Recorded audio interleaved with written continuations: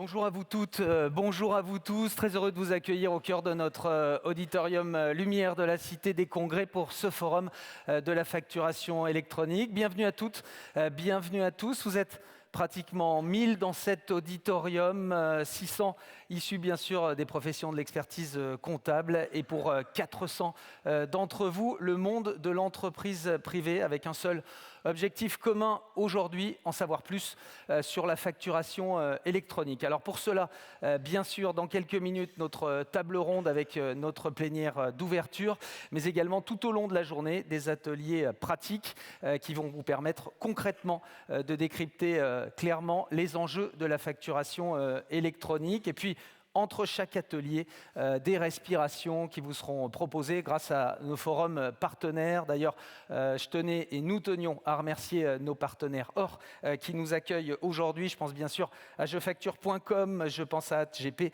à Sage et à Penny Lane. Merci à eux pour leur soutien dans l'organisation de cette journée. Je vous parlais des ateliers il y a quelques minutes. Eh bien, sachez que pour celles et ceux qui, par exemple, participeront à l'atelier numéro 3 ce matin à 10h, ce sera dans cette même salle que vous viendrez nous retrouver parce qu'on devrait, dans le timing, vous permettre d'avoir un petit quart d'heure pour faire une pause café. Pour les autres, vous rejoindrez pour les autres ateliers les salles situées au premier étage, salle Saint-Clair et Rhône. Voilà pour le cadre de cette journée, mais pour totalement la lancer, eh bien, je vous propose d'applaudir chaleureusement notre président pour son mot d'ouverture, Damien Cartel, qui me rejoint maintenant sur cette scène.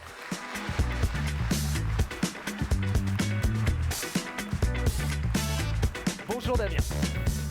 Merci Eric. Chers dirigeants, chers partenaires, chers consoeurs, chers confrères, mesdames et messieurs, alors tout d'abord, merci d'être là, merci d'être venus nombreux et d'avoir fait le choix d'une journée entière pour vous informer, échanger et surtout vous mettre en mouvement. Si nous avons organisé ce forum, ce n'est pas pour commenter une réforme de plus, c'est pour provoquer un déclic collectif. La facturation électronique, ce n'est pas un sujet à suivre, c'est un sujet à prendre en main et dès maintenant. Je vais vous poser un message simple. Nous avons une occasion, et c'est rare d'avoir ce type d'occasion, de transformer une obligation en avantage. Cette réforme va s'imposer effectivement à tous. La question n'est pas si, la question c'est comment et surtout avec qui. Et c'est exactement l'objectif d'aujourd'hui, réunir tout l'écosystème, aligner les acteurs, clarifier le cap et repartir avec des décisions concrètes. Parce que la facturation électronique, ce n'est pas une affaire de format ou de logiciel, c'est une transformation des organisations, des processus, des responsabilités, des délais, mais également de la qualité de la donnée. C'est aussi la capacité d'une entreprise à mieux piloter, mieux sécuriser, mieux prévoir. C'est aussi la capacité d'un cabinet d'expertise comptable à industrialiser intelligemment, à fiabiliser, à conseiller plus tôt, plus finement. Alors oui, c'est sûr, la technique compte et vous aurez aujourd'hui des ateliers, des plénières pour entrer dans le concret. Mais avant cela, il faut poser la question, cette réforme doit être utile, utile pour les entreprises, utile pour les cabinets, utile pour l'économie. Dans cette transformation, l'expert comptable a un rôle central, un rôle de tiers de confiance, un rôle d'éclaireur, un rôle d'architecte, architecte de la fiabilité.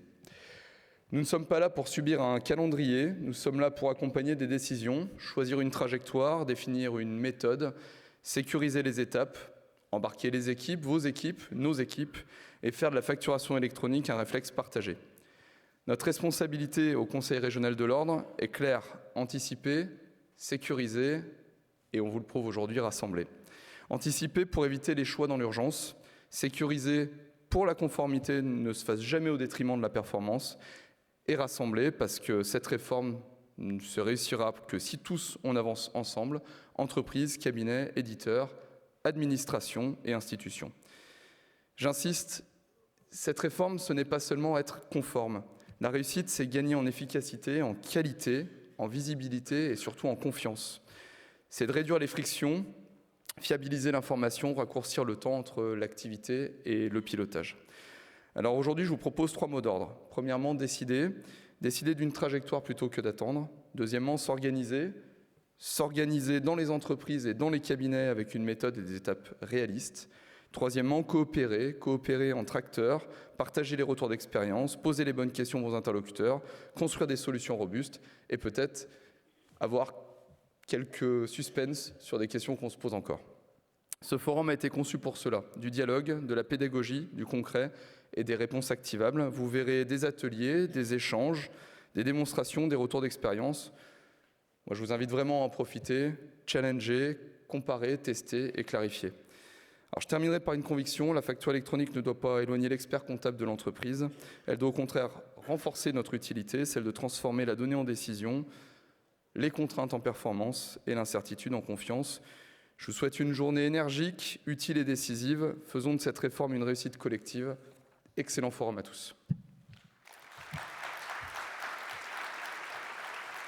Merci beaucoup Damien, je vais vous laisser vous installer pour notre table ronde. Merci beaucoup pour avoir posé le cadre bien sûr de cette facturation électronique et pour ce mot de bienvenue. Pour parler maintenant de l'état des lieux et des enjeux de la facturation électronique, je vais vous proposer d'applaudir celui qui nous fait le plaisir et l'honneur d'être présent parmi nous ce matin, Pascal Roté, notre directeur régional des finances publiques.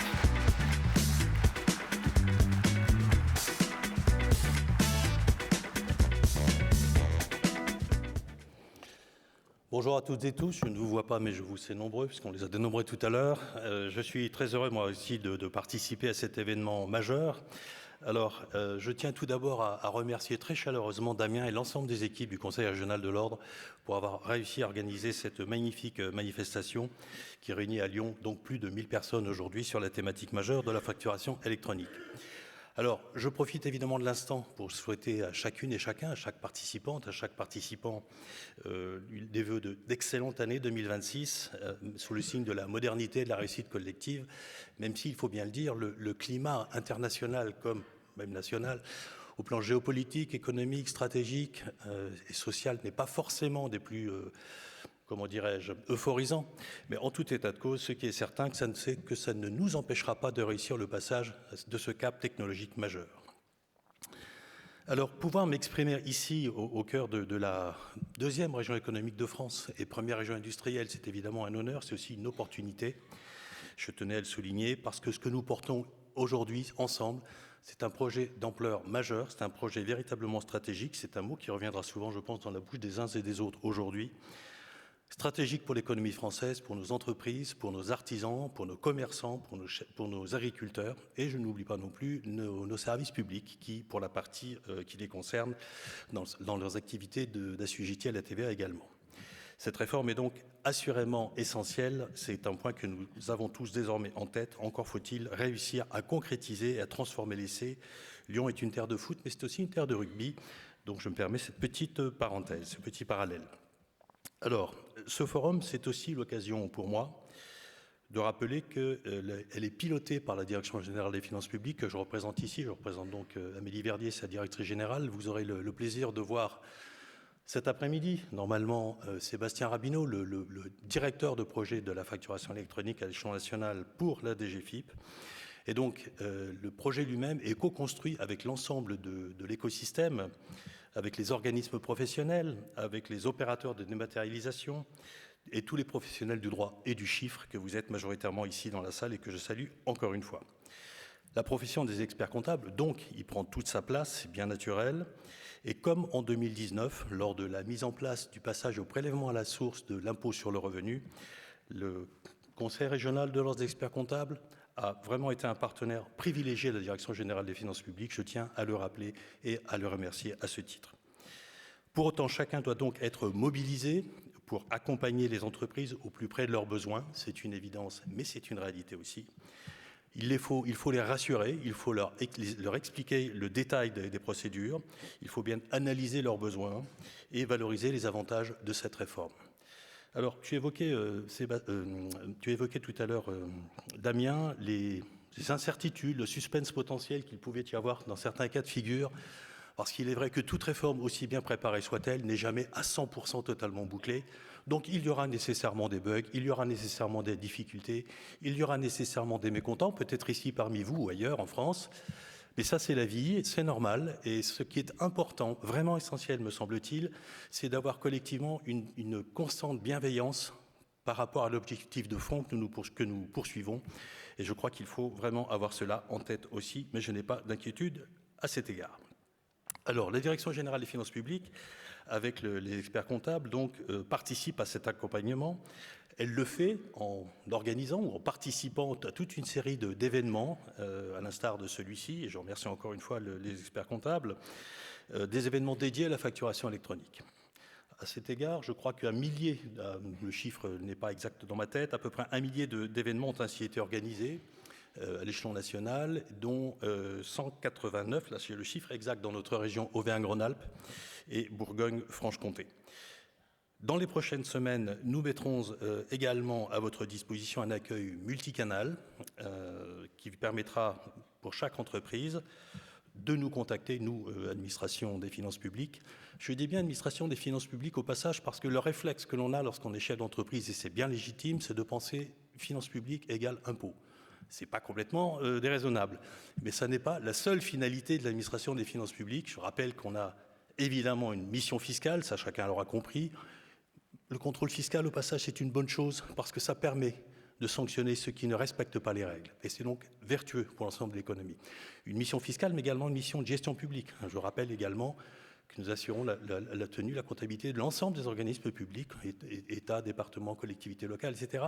Donc on a un champ d'action important, mais surtout, ce qui me paraît, moi, essentiel dans les missions de la Direction générale des finances publiques, c'est au travers de ces deux pôles, de ces deux piliers majeurs, c'est le soutien et l'accompagnement de l'économie. En région Auvergne-Rhône-Alpes, nous nous attachons avec l'ensemble des acteurs à promouvoir cette démarche. C'est pour moi quasiment une obsession professionnelle. Mon rôle, le rôle de la Direction régionale des finances publiques, c'est avant toute chose d'être aux côtés des chefs d'entreprise. Et ça n'est pas une formule, je veux et je fais en sorte, nous faisons en sorte avec l'ensemble des équipes de transformer ces mots en réalité quotidienne. Et ce n'est pas forcément facile, mais je tenais à le dire. Donc dans les prochaines semaines, disais-je, chaque entreprise aura à disposition un accueil multicanal qui lui permettra de nous contacter à partir de sa messagerie professionnelle ou en appelant un numéro dédié, alors je le rappelle ou je le cite, le 0806 807 807, 0806 607 807 807, pardon, qui sera le nouveau numéro national d'assistance aux entreprises. Espace publicitaire, je vous invite à visiter le stand de la DRFI Auvergne-Rhône-Alpes, qui est le numéro 19, à peu près au centre du bâtiment, là-bas, du hall dédié aux ateliers. Et si je devais temporairement conclure mon intervention, je dirais ici que la phase qui s'ouvre est évidemment cruciale pour la réussite de la réforme. Et dans les prochaines semaines, nous entrerons dans la phase concrète et opérationnelle de cette nouvelle ère, celle de la facturation électronique. Merci à vous.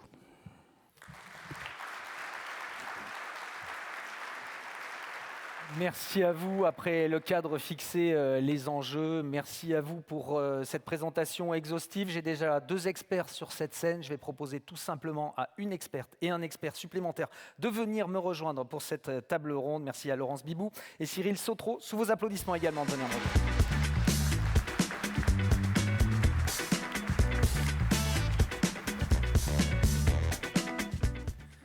Alors, Cyril, je vais me tourner vers vous. Faire une réforme pour faire une réforme, pourquoi pas, mais je crois que ce n'est pas le but de la facturation électronique. Non, tout à fait. Effectivement, la facturation électronique, c'est là pour résoudre avant tout un problème essentiel qui est de mieux maîtriser sa facturation et d'accélérer les paiements. Faut bien voir que ça existe déjà depuis très longtemps. La facture électronique, ça existe depuis 35 ans. Mais la problématique, c'est que ça dépend de ses contreparties. Et la plus grande difficulté, c'est le déploiement de ces contreparties. Aujourd'hui, vous le vivez quotidiennement probablement, on achète de plus en plus en ligne. Ça veut dire que ces factures, souvent, elles sont sur les sites où on a acheté et on doit les rechercher une fois qu'on veut trouver ces factures. On achète aussi, on reçoit des factures de plus en plus par mail, mais les mails, ça se perd, et donc on ne les retrouve pas forcément. Et puis on reçoit toujours, bien sûr, des factures papier un peu partout. Et puis les mails, ça arrive souvent aux gens qui ont acheté et pas à l'entité qui traite les factures. Et le résultat de tout ça, c'est qu'à la fin du mois, pour les entreprises, quand l'expert comptable dit moi j'ai besoin des pièces, et bien là on va à la chasse, à la pêche, on essaie de retrouver tout ça en se disant ah oui j'ai acheté un truc dans le mois là quelque part, mais sur quel site, où est-ce que je vais retrouver tout ça? Et puis de la même façon, on a bien sûr des entreprises qui essaient de se développer pour optimiser le traitement de leurs factures et qui petit à petit obligent leurs contreparties à déposer les factures sur des sites un peu partout, enfin des processus qui dépendent des entreprises. Et tout ça, finalement, rend la facturation de façon générale la plus complexe possible ou de plus en plus complexe. Et donc l'objectif de cette réforme, c'est de dire, essayons ensemble, dans un temps court, d'aller vers un processus qui sera cette fois-ci organisé, très bien organisé, et dans lesquels chacun choisira sa solution, recevra les factures là où il a décidé de les recevoir, les émettra là où il a décidé de les émettre, sans être contraint avec toutes les solutions de ses contreparties. Donc il va définir une adresse électronique qui lui suivra toute sa vie. Cette adresse, elle sera dans un annuaire public, et cet annuaire public, il sera accessible, ce qui vient que tous les vendeurs connaîtront les adresses de leurs acheteurs, pourront les mettre dans leurs factures, et à partir du moment où on aura fait ça, les factures pourront être échangées de façon sécurisée, tracée, avec des dates certaines, et avec des données pour remplir les systèmes d'information. Donc c'est ça l'enjeu. Et une fois qu'on aura cet enjeu-là, ce sera de l'automatisation, des données pour mieux gérer l'entreprise et des accélérations de paiement, on espère aussi consécutivement à tout ça. Alors maintenant, les objectifs, ça c'est pour expliquer vraiment l'enjeu principal. Les objectifs de cette réforme, ils sont au nombre de 4. Le premier, c'est d'améliorer la compétitivité des entreprises avec tout ce que je viens d'expliquer. Y compris les accélérations de délais de paiement. La deuxième, c'est un service de pré-remplissage de la TVA, un peu comme on pré-remplit votre déclaration fiscale personnelle.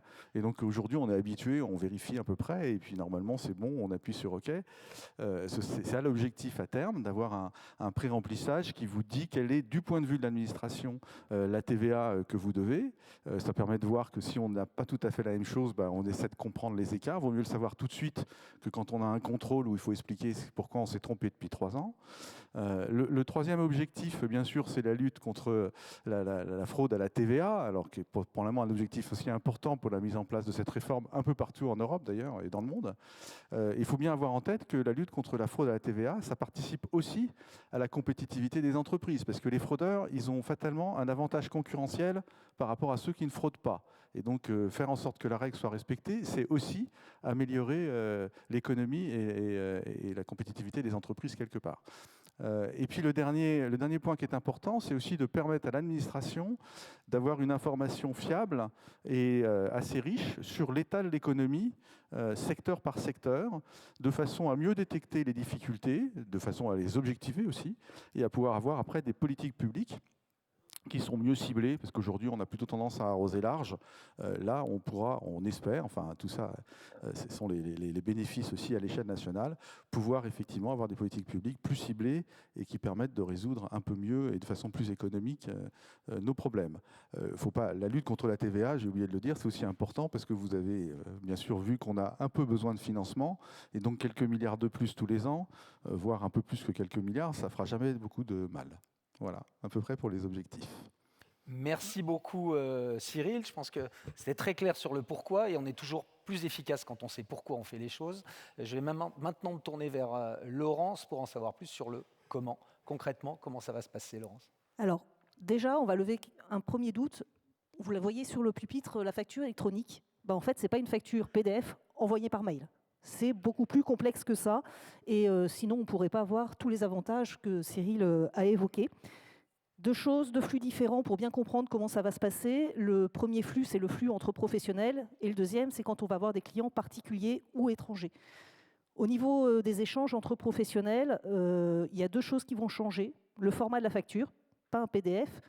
Alors, ce qui a été choisi, c'est un format qui va être hybride pour la plupart des factures. C'est un format où il y aura un PDF, bon, comme aujourd'hui, lisible partout, c'est ce côté très pratique, c'est que tout le monde pourra lire sa facture sans problème.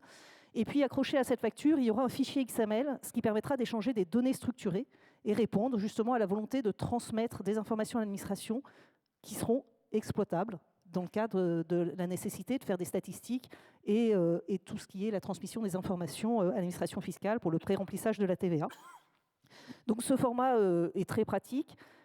Pour les professionnels, deuxième chose qui va changer, c'est le mode de transmission de la facture entre professionnels. Vous ne l'enverrez plus par mail, ça passera par des plateformes agréées. On parlait de l'adresse unique.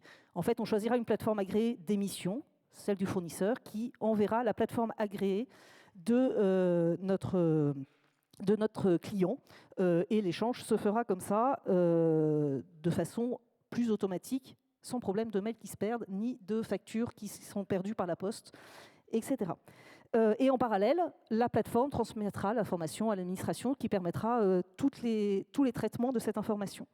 Donc ça, c'est la première chose entre professionnels. Deuxième chose, avec les particuliers ou avec les professionnels étrangers qui n'ont forcément pas les mêmes normes que nous.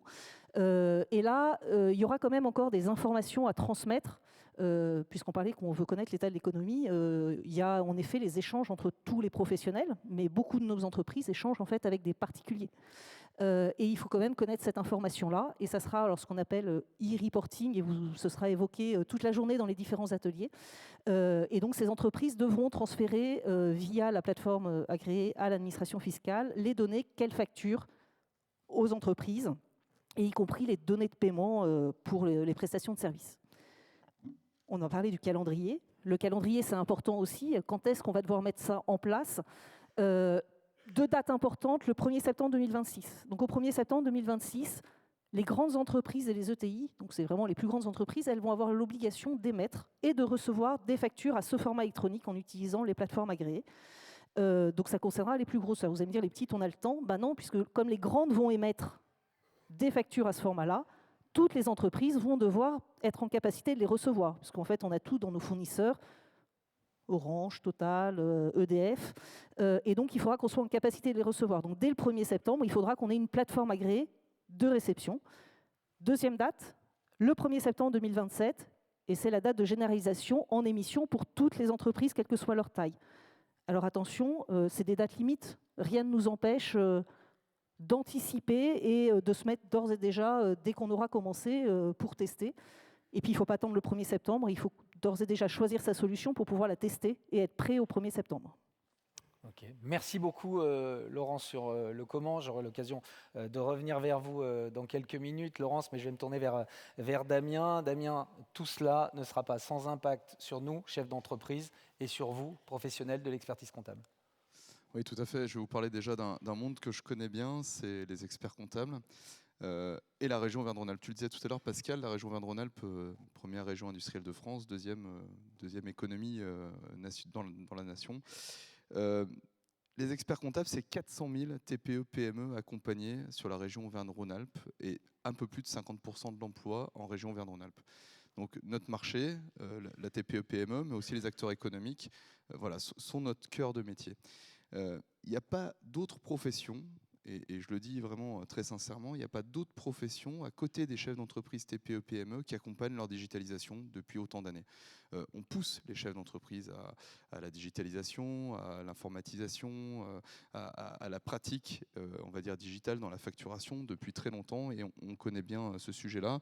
Et ça fait 80 ans, effectivement, qu'on le fait et qu'on se renouvelle au travers des réformes.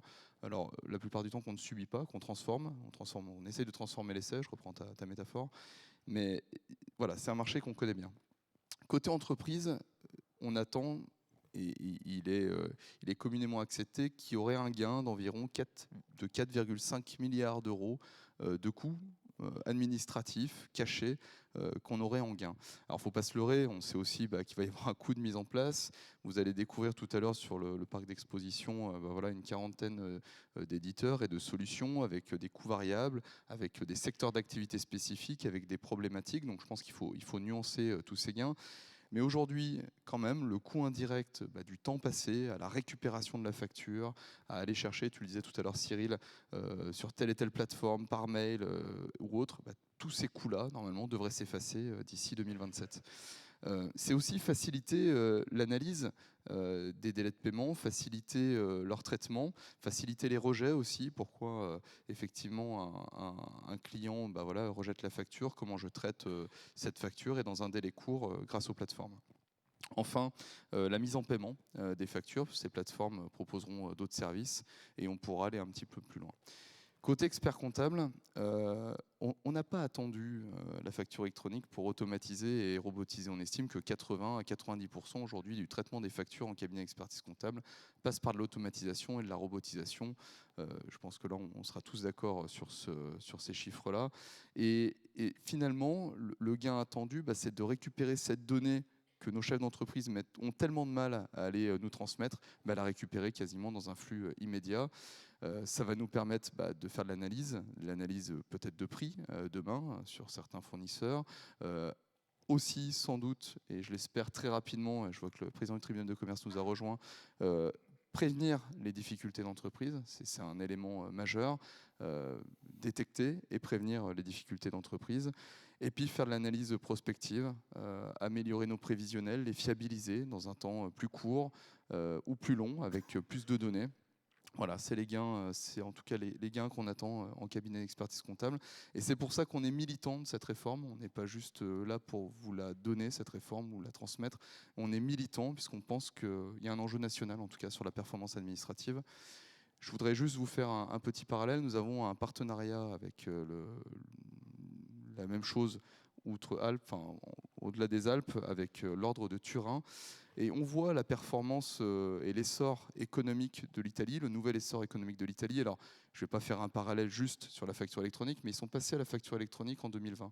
Et on n'arrive pas à voir les chiffres. On ne sait pas si, effectivement, la facture électronique facilite leur performance aujourd'hui économique, mais je pense qu'il y a une petite part qui joue sur le sujet. Voilà.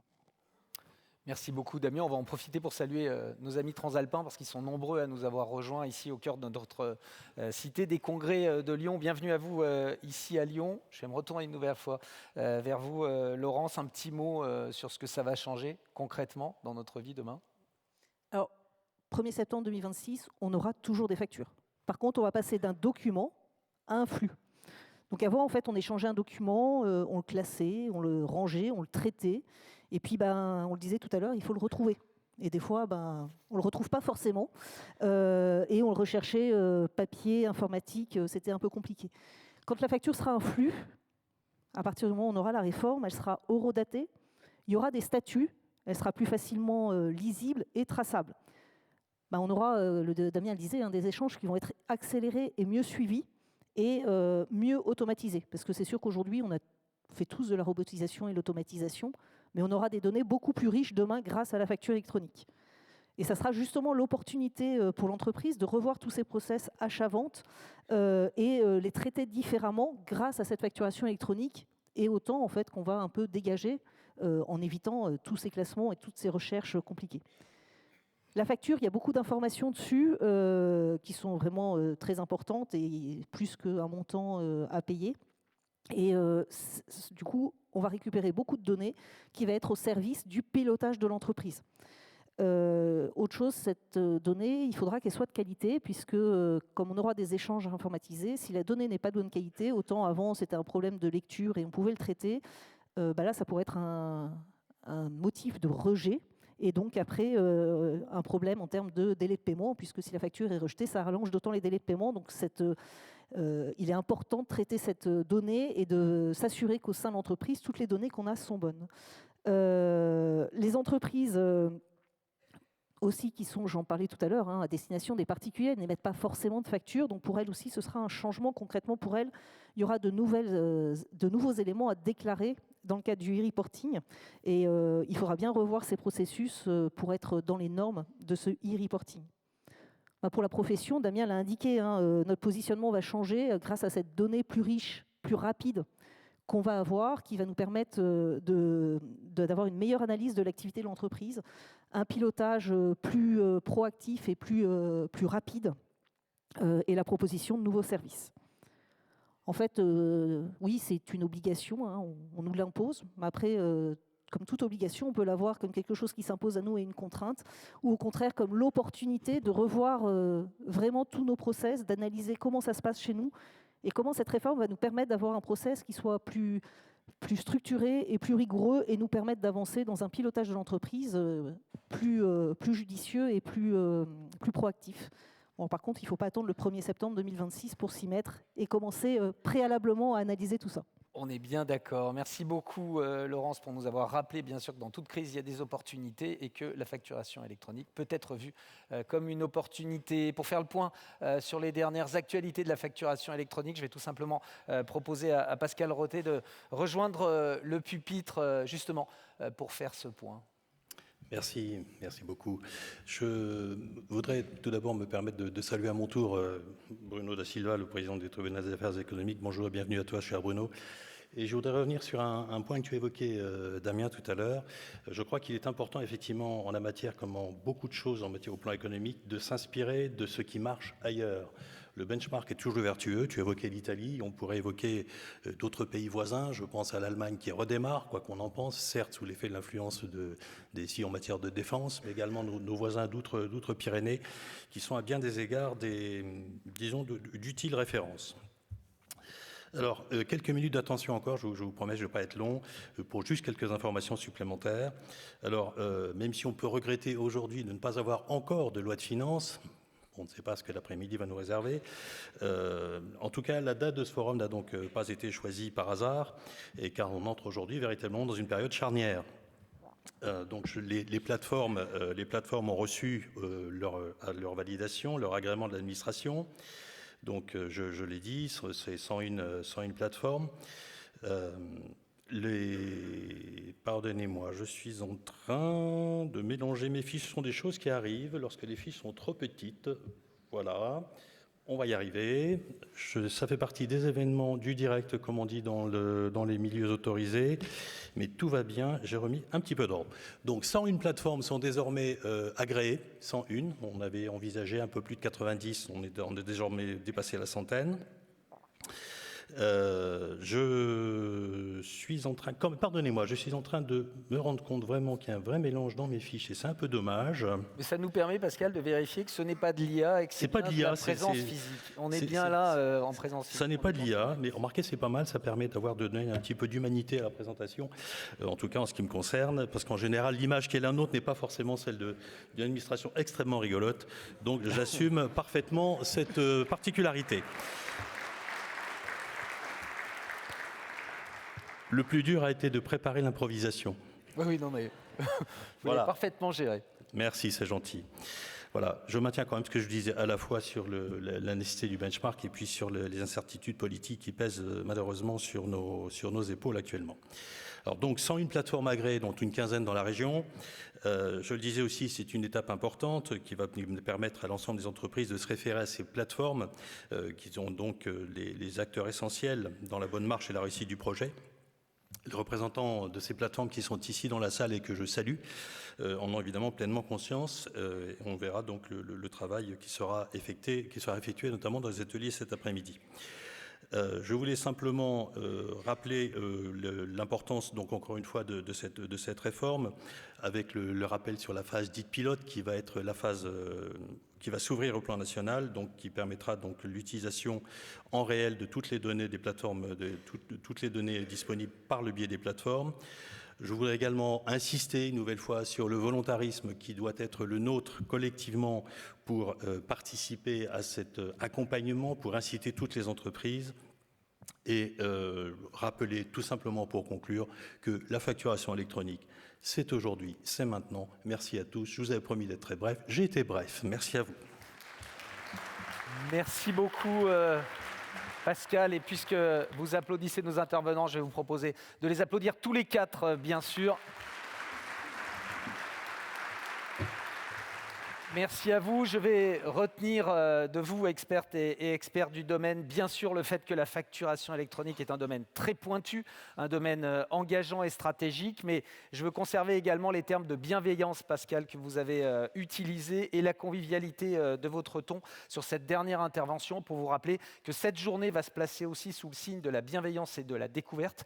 Je sais que vous êtes là pour la majorité d'entre vous pour découvrir ce produit de la facturation électronique et c'est sur cette tonalité qu'on poursuivra cette journée, une journée qui va se poursuivre avec un petit break qui est important, puisque je vous rappelle que les ateliers ne reprendront qu'avant 10h15. Attention, on vous demandera une certaine forme de ponctualité sur les ateliers, puisque vous l'aurez compris, ceux-ci vont s'enchaîner tout au long de cette journée. Donc merci d'être bien présents au début des ateliers à partir de 10h15. Je vais vous laisser, pour la majorité d'entre vous, rejoindre notre forum partenaire, découvrir les stands de nos partenaires. Et j'en profite pour remercier une nouvelle fois, bien sûr, nos partenaires OR qui nous accompagnent dans l'organisation, jefacture.com, AdGP, Sage et Pennylen.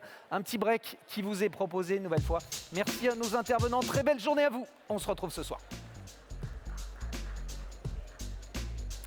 Merci à vous.